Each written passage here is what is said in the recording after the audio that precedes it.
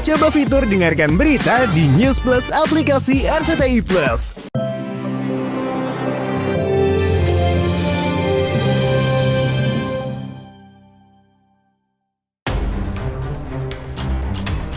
Pemirsa, ketakutan Jennifer Copen menjadi seorang single parent justru menjadi nyata pasca meninggalnya Dali Wasing, sang suami yang meninggal secara mendadak akibat kecelakaan lalu lintas. Di usia yang masih muda, tentu saja tak mudah bagi Jennifer harus menjadi ibu tunggal bagi Kamari Sky Wasing. Apalagi selama ini yang selalu mengurus Kamari adalah mendiang suaminya. Meski sudah mencoba mengikhlaskan dan berdamai dengan takdir sang pencipta, namun nyatanya tak mudah. Ujian-ujian yang dihadapi pasca meninggalnya Dali justru membuat batin dan mentalnya terluka. Perlu waktu berapa lama untuk sampai bisa kayak oke, gue lebih bisa let it go and so. Sebenarnya sampai sekarang nggak let it go sih, Kak. Belum bisa ya? Aku kalau boleh jujur, I am mentally not okay sampai sekarang. Kalau cerita kayak gini helping or not? No. Not really. Ya, Jennifer kerap dilanda rasa gelisah dan keresahan yang kerap melanda. Hingga membuat dirinya stres, membuat dirinya sering dilanda jantung berdebar-debar, hingga membuat dirinya seolah ingin meninggal. Merasa apa yang dialaminya bukanlah hal yang biasa, membuat dirinya dilanda overthinking, hingga membuat dirinya mencari pengobatan hingga ke luar negeri. Benarkah Jennifer bolak-balik ke psikiater untuk menjalani terapi untuk menyembuhkan gangguan mental yang dialaminya? Aku tuh sampai bolak-balik rumah sakit mulu, Kak. Sampai ke Singapura, sampai ke Thailand, sampai ke segala macam. Karena aku sampai mikirnya aku ada penyakit. Karena the long effect of the stress, the long effect of this grief mungkin nge-effect aku sampai to the point aku sering panic attack, jantung sering deg-degan, sering ngerasa kayak orang, kadang-kadang kayak sering linglung, kayak orang sakit gitu loh. Sampai sekarang? Sampai sekarang, Kak. Kamu ke psikiater coba? Sekarang udah psikiater ya. Terus? Memang aku ada terapi.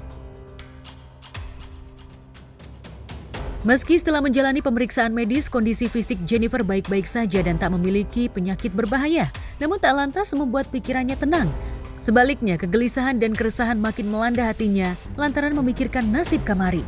Dengan berurai air mata, Jennifer mengungkapkan ketakutannya jika nanti dirinya tiada, bagaimana nasib dan masa depan putri semata wayangnya nanti.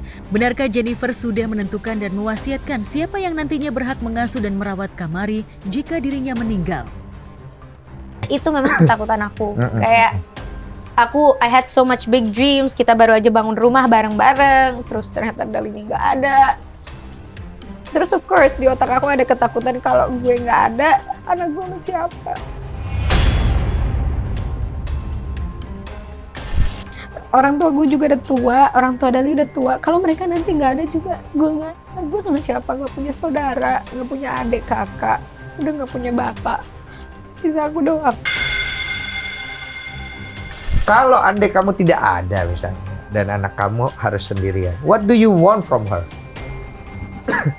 Kamu mau dia dirawat oleh siapa dan kamu pengennya dia bagaimana? Aku sebenarnya udah mempersiapkan untuk hak asuhnya anak aku itu akan dirawat oleh kakak aku. Kakak aku dan istrinya. Karena sebenarnya ada peraturan juga kan di Indonesia kalau misalkan buat hak asuh gitu harus dengan yang udah menikah kan. Masih menikah tuh kakak aku dan istrinya. Dan I love them with all my heart. Mereka juga punya anak. Kamari sama anak mereka tuh kayak bestie banget. Jadi aku memutuskan untuk diasuh oleh mereka. Dan kalau sampai mereka kenapa-napa akan diasuh oleh sahabat aku ini. Yang pertama kali tahu aku hamil.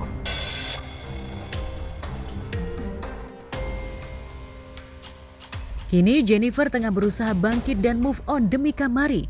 Sebagai ibu, ia ingin Kamari bisa menikmati hidupnya dengan baik dan bahagia serta tak kekurangan apapun.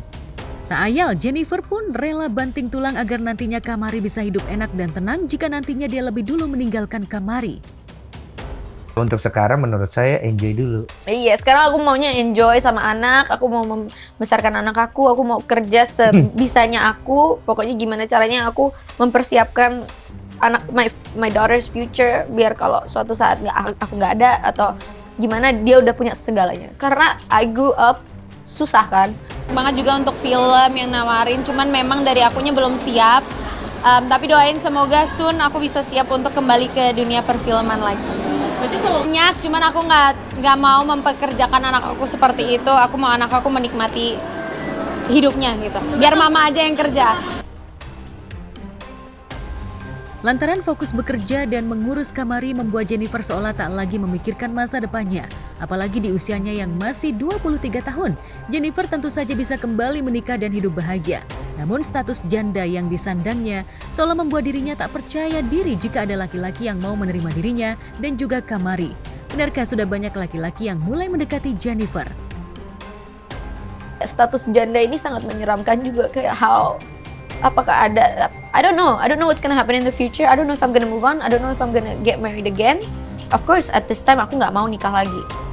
For now aku nggak mau nikah lagi. Tapi kan again we don't know apa yang sudah Tuhan persiapkan untuk kita. Tapi of course berat di aku mikir kayak siapa yang mau nerima gue sih? Kayak emang ada yang mau nerima ya? Paling kalaupun mau nerima paling karena anak gue lucu. Gak tau deh. Kalau yang ngedeketin banyak kak. Yang nyoba banyak.